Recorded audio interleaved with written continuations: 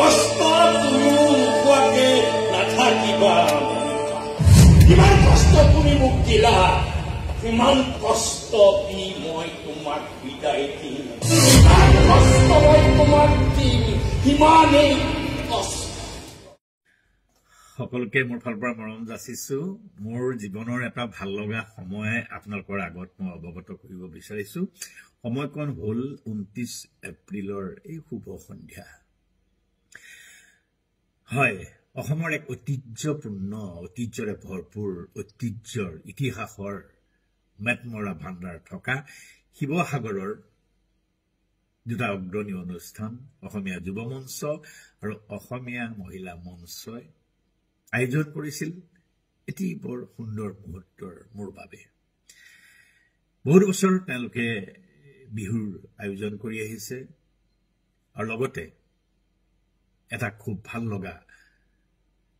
বঁটা তেওঁলোকে প্ৰদান কৰিছে সেই বঁটাটোৰ নাম হ'ল ৰংপুৰীয়া সাংস্কৃতিক প্ৰাণ বঁটা ৰংপুৰীয়া সাংস্কৃতিক প্ৰাণ বঁটাটো ইতিমধ্যে অসমৰ বহুতো স্বনামধন্য মানুহক প্ৰদান কৰিছে আৰু এইবাৰ তেওঁলোকৰ তুলাচনীত তেওঁলোকৰ দৃষ্টিত মোৰ দৰে নাটকখৰি ভাত খোৱা মানুহৰ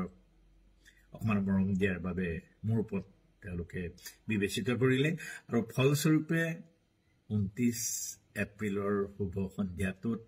শিৱসাগৰবাসীয়ে মোক যি অফুৰন্ত মৰম দিলে অসমীয়া যুৱ মঞ্চ অসমীয়া মহিলা মঞ্চই মোক যি মৰম যাচিলে সেয়া গোটেই জীৱন মই বুকুত লৈ ফুৰিম এনেকৈ অসমীয়া জাতিৰ বাবে তেওঁলোকে যিদৰে কাম কৰি আহিছে তাৰ কাৰণে মই শুভেচ্ছা দিছো অনুষ্ঠানটোৰ লগত জড়িত থকা প্ৰতিজন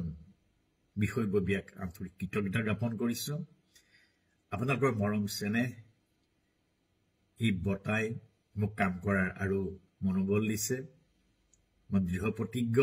ভাল ভাল কাম কৰি যাম আপোনালোকৰ বাবে কেৱল আশীৰ্বাদ কৰিব পুনৰবাৰ অনুষ্ঠান দুটালৈ মোৰ আন্তৰিক কৃতজ্ঞতা জ্ঞাপন কৰিলো